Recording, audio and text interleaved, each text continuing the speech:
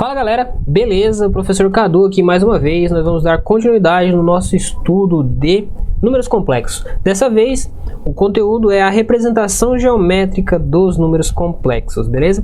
Nas últimas aulas a gente aprendeu como que funciona as operações com números complexos, como que o número complexo é apresentado, e agora a gente vai para a parte geométrica do número complexo, beleza? Então vem comigo. Se liga só, como eu falei para vocês, os matemáticos tentaram entender como que funcionaria a raiz quadrada de um número negativo, beleza? E aí um matemático chamou a atenção, chamado Leonhard Euler, que deu a notação do número i. E o Gauss, o Carl Friedrich Gauss, e esse outro cara, Jean Robert Argand, eles começaram a estudar mais a fundo o número complexo. E eles perceberam que existia uma ligação entre a parte imaginária e a parte real. Diante disso, eles se apossaram do plano cartesiano proposto pelo René Descartes no livro Discurso do Método, que eu falei para vocês nas aulas de funções, para tentar entender as características dos números complexos através de um plano chamado plano de Argand-Gauss. E aí o que acontece? Quando esse plano de Argand-Gauss foi proposto, a gente começa a entender a parte geométrica do número complexo. Então olha só, o número complexo, como eu disse para vocês, ele é representado da seguinte forma: Z igual a A mais BI, com A pertencente aos reais e B pertencente aos reais também.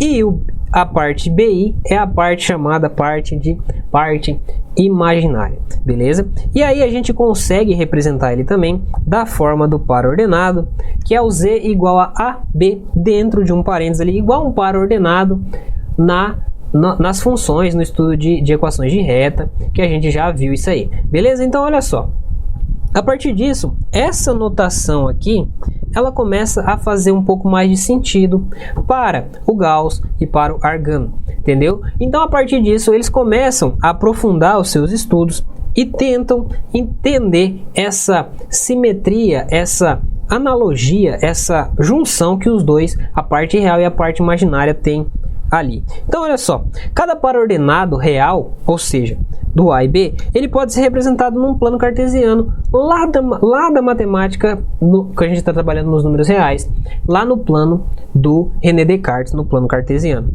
A partir de um ponto, por exemplo, eu tenho um ponto P qualquer e uma coordenada X e uma coordenada Y. Então o Argand-Gauss falou assim: parça, acho que tem uma relação. E eles conseguiram associar esse par ordenado a um número complexo, e esse número complexo a um par ordenado.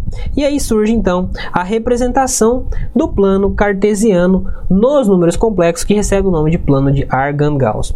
Então olha só, lembra que eu falei para vocês que a gente tem todos os conjuntos: conjunto dos números naturais, conjunto dos números inteiros, conjunto dos números racionais, conjunto dos números irracionais e, por último, a gente tinha trabalhado o conjunto dos números reais. E aí eu falei na última aula que apareceu um conjunto novo, que é o conjunto dos números complexos. Esse é um conjunto que abrange todos os outros conjuntos, então todos os outros conjuntos são subconjunto dos números complexos. Quando a gente estava estudando, por exemplo, a parte dos números complexos, a gente começou a entender que os números complexos, que os números reais, que os números lá nos conjuntos, eles são representados através de uma reta real. Essa reta real, ela vai de menos infinito até mais infinito. Então, todos os números são representados nessa reta e ela recebe o nome de reta real. E aí a gente começou a entender que todos os números eles tinham algum local, um lugar nessa reta. Diante disso, o que acontece? Quando aparece esse novo conjunto, essa solução nova para esse tipo de equação, que aparece uma equação que tem uma raiz quadrada de um número negativo ou uma área negativa, a gente inventa uma outra realidade, uma outra coisa. E aí o que acontece? Esse eixo real a gente adota como se fosse o eixo X e aparece um eixo perpendicular a ele, que é o eixo imaginário, ou Y, que a gente usa como se fosse o eixo imaginário. E aí a gente plota em cima disso aqui o plano de Argand-Gauss, que ele é uma derivação, uma cópia do plano cartesiano proposto pelo René Descartes. Então, olha só, diante disso, ele faz essa analogia que o número complexo pode ser representado através de um par ordenado. Então, o número complexo A mais BI chamado de imagem do ponto P. Então, olha só, e o ponto P é o ponto AB. Então, olha só, eu tenho o plano aqui, o plano de Argand-Gauss, que é o plano complexo. Então, ele pode receber dois nomes: plano de Argand-Gauss ou plano complexo. Lá nos reais, pode ser plano cartesiano ou plano real. Beleza? Então, olha só. O número complexo, ele é representado ali da seguinte forma.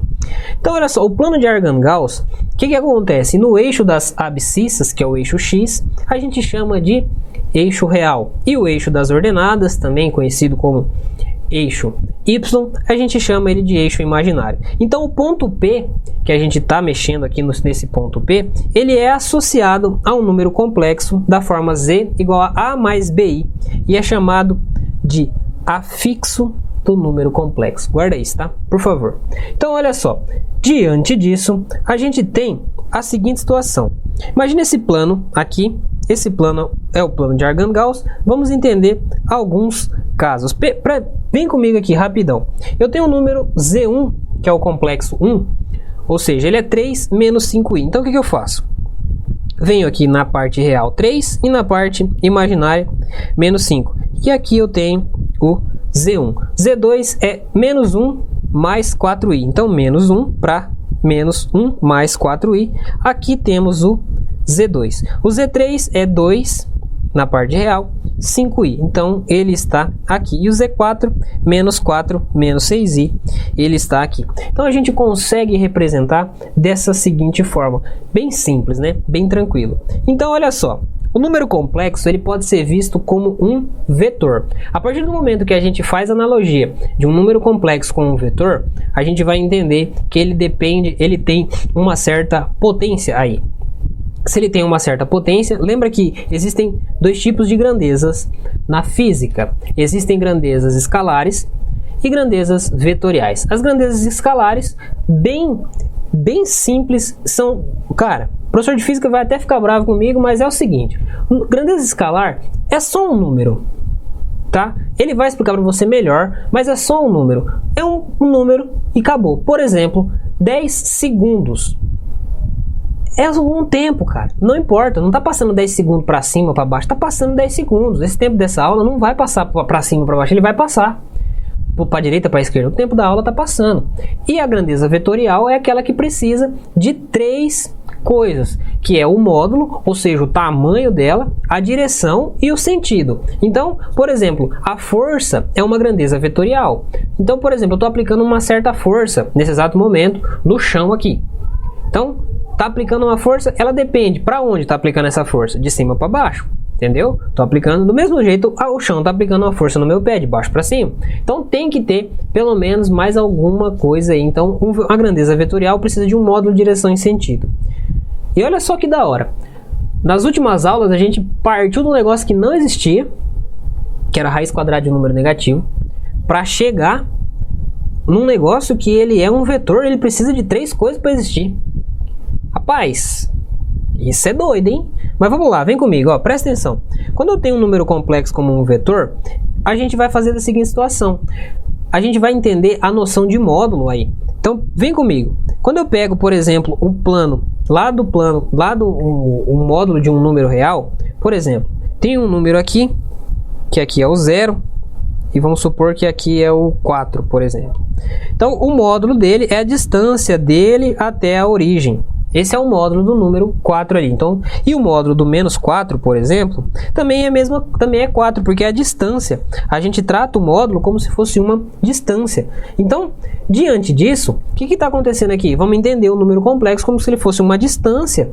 Ou seja, uma distância da onde ele está no espaço, no plano complexo, até a origem, ou seja, no ponto 0, 0, aonde a reta real se intercepta com a reta imaginária, ou seja, o eixo X com o eixo Y. Então, olha só, A partir disso, eu pego esse ponto P aqui qualquer, que ele tem uma coordenada A e uma coordenada B, e isso aqui é o meu vetor. Esse aqui é o meu vetor Z, por exemplo. Esse aqui é o meu vetor Z, e ele é uma grandeza vetorial, porque ele precisa da direção e precisa do sentido dele ter um certo tamanho, entendeu? Então, eu posso tratar isso aqui como se fosse uma grandeza vetorial, beleza? Então, olha só, aqui também tenho uma grandeza vetorial, que isso aqui é um exemplo, é um número complexo, que as coordenadas dele, no caso aqui, é 3 e 4. E como que a gente calcula o módulo desse negócio aqui? Por Pitágoras, cara. Então o módulo, ou seja, o tamanho de Z, a gente calcula por Pitágoras, tá? Isso aqui é um triângulo retângulo, a gente consegue fazer esse tipo de cálculo. Então se liga. Então a gente tem esse vetor que ele é representado Z igual a 3 mais 4i. 3 é a parte real, 4i é a parte imaginária. Beleza? E aí, olha só. Como a gente entendeu isso, a gente vai passar, ou seja, vamos melhorar o nosso estudo aqui. Vamos sofisticar mais um pouco. Então, agora vem a noção de módulo de número complexo. Se liga só, lembra que eu falei que o número complexo representado pelo ponto P ali, ele é um vetor, então ele pode ser representado como um vetor da seguinte forma: o módulo de um número complexo é o módulo aqui. É desse jeito, duas barrinhas, uma de cada lado. Então, esse é um módulo de número complexo que a gente reproduz aqui. Ou, melhor, aqui aparece essa letra grega que parece um P, que é mais ou menos assim, ó. É a letra grega Rho. Rho. Beleza? Essa letrinha grega, ela pode representar o módulo do número complexo. Tranquilo? Então, pode ser um Z com barra barra, ou pode ser esse rosinho. Então, olha só. Então, a gente tem como base o Teorema de Pitágoras. Então, a gente tem como base o Teorema de Pitágoras, que eu disse para vocês há mais ou menos 1 minuto atrás, ou 2 talvez. Então, a gente tem o Teorema de Pitágoras como base. E aí, o que acontece? O módulo de Z, que é igual a Rho, é igual a raiz de A quadrado mais B quadrado. Simples assim. Olha que coisa mais simples, cara. Isso aqui, você viu lá na física como que calcula o comprimento, por exemplo, o tamanho de um vetor, através do método analítico, sem precisar do método geométrico. Então, olha só. Imagina a seguinte situação. Calcule o módulo do vetor que está representado igual a Z1 igual a 3 menos 4i. Então, olha só. Como que eu calculo? Vou pegar o 3 ao quadrado menos 4i. O i eu não vou usar, tá? É só o número, só o i eu não uso. Menos 4 ao quadrado. Então, quando eu faço isso, vai ficar 3 ao quadrado é 9, menos 4 ao quadrado é 16. Então, menos 4 ao quadrado é 16. E aí, eu tenho 9 mais 16 é 25. Aí eu tenho a raiz disso aqui. Raiz de 25 é quanto? Raiz de 25, isso mesmo que você falou. Raiz de 25 é 5. Então, o módulo do número complexo é exatamente 5. O tamanho dele é 5. Outro, o número complexo 2, 5 mais 12i. Mesmo esquema, 5 ao quadrado mais 12 ao quadrado. 5 ao quadrado é 25, 12 ao quadrado é 144. Somando todo mundo dá 169. Raiz de 169 é igual a 13, beleza? Então, raiz de 69 é igual a 13. Então, o módulo desse número complexo é 13. 13 o quê? 13 unidades. Seja ela, é um número complexo, é um número. O número é 13 unidades. Então, só isso que está dizendo, por enquanto. Beleza? Aí, mano, olha só. Por que isso é importante? Entender o módulo. Porque agora a gente vai entender o tal do argumento do número complexo. O argumento do número complexo diz o seguinte, olha só, vem comigo.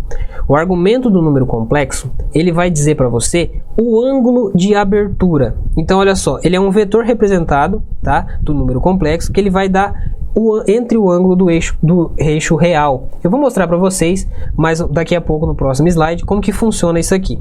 Então, olha só, quando a gente tem um número complexo que ele não é nulo, ou seja, eu tenho qualquer valor diferente de zero, o ângulo que está abrindo, esse ângulo de abertura, é chamado de argumento de Z. Então, o ângulo de abertura é chamado de argumento de Z. E ele fica representado desse jeito assim. Eu tenho um ponto P, estou sempre usando P porque P é de ponto, tá? Então, P de ponto. Então, ele tem um ponto ali, ele tem um tamanho A, ele tem um tamanho representado ali, representado aqui em B. E aí, o que acontece? Eu tenho esse ponto B, esse ponto aqui em A, e esse ângulo de abertura aqui, esse ângulo de abertura que está representado pela letra grega, o θ, esse θ, ele é o argumento, Então, o θ é o argumento. Vai ser assim mais ou menos, arg. Vai ser o argumento desse número complexo, beleza? Então, olha só, analisando, vamos pegar o seguinte, vamos analisar o triângulo que ele está na origem, OAP, e ele tem o seguinte, o ângulo θ ali, que ele pode ser representado da seguinte forma. Olha só, vem comigo. Seno de θ é quem? É cateto oposto pela hipotenusa. Cateto oposto, que é o B, o tamanho de B aqui. Cateto oposto ao ângulo é o C, é o tamanho de B. Ele é dividido pela hipotenusa, que a hipotenusa a gente já calculou, que é o módulo de Z. Então, esse é o seno do ângulo θ. O cosseno do ângulo é o tamanho do A. Não é aquele bicho não, tá? Tamanho do A, não, tá? Desculpa a piada. Mas, enfim, é o tamanho do A dividido, esse aqui é o A, aqui é o B e aqui é o módulo de Z. Então, é o tamanho do A dividido pelo módulo de Z. E o seguinte, meu amigo, o número θ, meio estranho, né? Número θ, esse ângulo θ, ele é variável entre 0 e 2π. Então, se ele é variável entre 0 e 2π, significa que ele pode ser até uma volta completa. Beleza? Então, se ele varia entre 0 e 2π, meia volta é π, uma volta é 2π. Então, ele é variável entre 0 e 2π. Tranquilo? Isso a gente já viu no ciclo trigonométrico, nas aulas de trigonometria. Se você quiser voltar nas aulas de trigonometria, volta lá, assiste de novo a aula de ciclo trigonométrico, depois você volta aqui para entender melhor este conteúdo, beleza? Então tá, continuando, seguinte. Imagina a seguinte situação. Determine um argumento do número complexo z igual 1 mais i. O que eu tenho que fazer? Tem que fazer o seguinte, meu parça. Tem que fazer assim, ó. Vamos pegar e primeiro calcular o módulo de z. Como que a gente calcula o módulo de z? Calculando o módulo de z é a raiz quadrada da soma de 1 mais 1. Então, vai dar raiz de 2, né? 1 ao quadrado é 1, 1 ao quadrado é 1. 1 mais 1 é 2, raiz quadrada de 2, não mexemos. Raiz quadrada de 2 é 2. Raiz de 2, beleza? Então, olha só, portanto, a gente tem o seguinte, que o seno, eu quero saber o ângulo desse negócio. Então, o seno desse trem, poderia ser o cosseno também, não faz diferença. O seno de θ, ele é 1, ou seja, o módulo está sempre embaixo, tá? Então, o seno é quem? É o... Lembra lá do triângulo aqui que estava assim? Ó, ele tá mais ou menos assim, tá? Então, aqui está o argumento. Esse aqui é o A, esse aqui é o B, e esse aqui é o módulo de Z. Tranquilo? Então, o que está acontecendo? Ó, vem comigo. É A sobre... isso aqui. Ah, eu já tenho, que vale 1. Então, vai dar 1. O seno aqui, no caso, é o B, vai dar 1 também, que é 1 que está multiplicando esse I aqui. 1 dividido pelo módulo de Z, que é raiz de 2. Olha só. Quando eu tenho, por exemplo, raiz embaixo, eu tenho que fazer a radiciação. Aqui tem uma raiz quadrada. Então, fica, multiplico por raiz em cima e raiz embaixo. 1 vezes raiz de 2 dá raiz de 2. E aí, raiz vezes raiz dá raiz quadrada. 2 vezes 2 é 4, vai dar raiz de 4. Raiz de 4 é exatamente, raiz de 4 é exatamente 2, vai dar o cosseno e o seno são os mesmos, tá? Vai dar π sobre 4. Porque que acontece? Que número que o cosseno é raiz de 2 sobre 2? 45. Então, π sobre 4 é 45 graus, beleza? Isso a gente viu nas aulas de trigonometria, tranquilo? Então, beleza, presta atenção como que acontece as coisas aqui. Vem comigo, se liga, vamos pro próximo.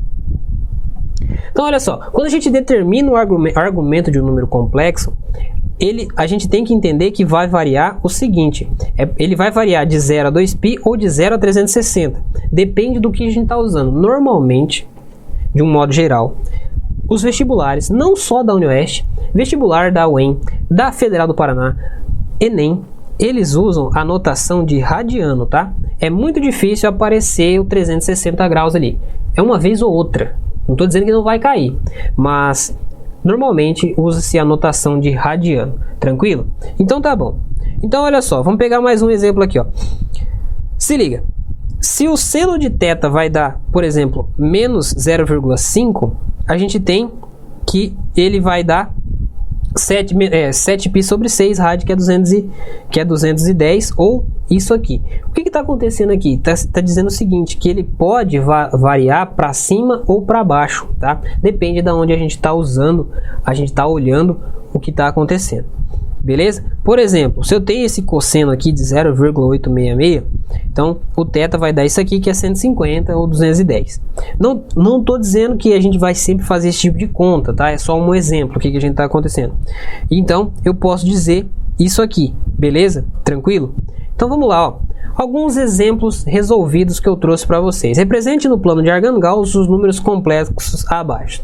Trouxe 4 números complexos. O primeiro, z igual, letra A, menos 4i, e o letra B, z igual a 3 menos 2i, letra C, z igual a 1 menos mais 3i, e letra D, z igual a menos 2 menos 4i. Então, olha só, letra A, menos 4 para parte real e 1 para a parte imaginária. A representação dele é essa aqui. E aí o que acontece? Então a gente tem que essa coisa aqui, ó, na abscissa menos 4, na ordenada 1. Beleza? O 2, a letra B, ele tem o seguinte, ele tem 3 na abscissa e menos 2 na parte imaginária. Então, essa é a representação dele aqui. Na letra C, a gente tem que 1 para x, ou na parte real, e 3 na parte ordenada. Então, essa é a representação dele aqui no plano de Argand-Gauss.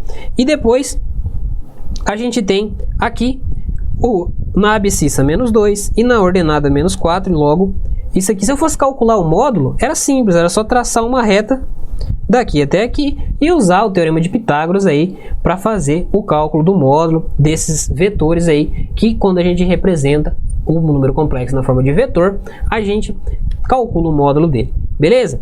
Então olha só, segundo exercício está dizendo assim, calcule o módulo dos números complexos abaixo. Bom,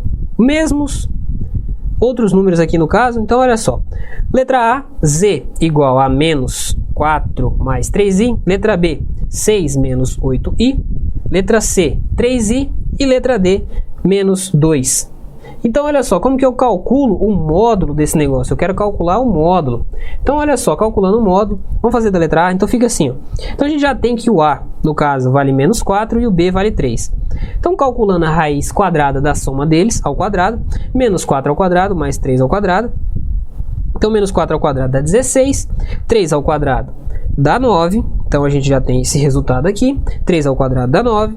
Somando os dois, 16 mais 9 dá 25, raiz de 25 é 5. Logo, o módulo desse número aqui é 5. Beleza? Então tá. Na letra B, a gente tem que o A vale 6 e o B vale menos 8. Então, fazendo as contas, 6 ao quadrado mais menos 8 ao quadrado dá 36 mais 64, que dá 100, a soma dos dois. Então, a raiz quadrada é 10, logo, o módulo de Z é igual a 10, beleza? Na letra C a gente tem que o A vale 0 e o B, desculpa, vale 3. Então fica 0 ao quadrado mais 3 ao quadrado. Então vai dar 0 ao quadrado, que é 0, né? Mais 9. Então fica 9, raiz quadrada de 9 é igual a 3. Beleza? E aí, por último, não menos importante, a letra D, que a gente tem que o A vale menos 2 e o B vale 0. Então é só fazer a parte ali. Quando a gente faz isso, fica 4 ao quadrado, a raiz de 4 é 2. Beleza? Então, olha só. Agora a gente vai entender como que a gente encontra o argumento. Ó, primeiro eu encontrei como que colocava ele no plano cartesiano, no plano de Argand-Gauss. Depois o módulo, como que foi calculado. Agora a gente vai entender o argumento desse negócio. Então, determine o argumento do número complexo z igual a 1 mais raiz de 2i. Como que a gente faz? Isso, jovem padawan. Primeiro a gente faz o quê? Primeiro a gente calcula o módulo. Então, calculando o módulo, vai ficar 1 ao quadrado é 1, raiz de 2 ao quadrado é 2, então vai ficar 1 mais 2 é 3, raiz quadrada de 3 é própria raiz de 3. Depois disso, o que a gente faz? A gente vai calcular o argumento. Como que a gente calcula o argumento? Multiplica por raiz de 3, né? Multiplica por raiz de 3 em cima e embaixo. E aí encontramos isso aqui. E aí temos que o argumento é aproximadamente isso aqui, vai dar 342 π sobre isso aqui. E aí a gente encontra que vai dar esse aqui, 54 graus, 54,72 graus aí mais ou menos. Beleza? Esse tipo de conta aqui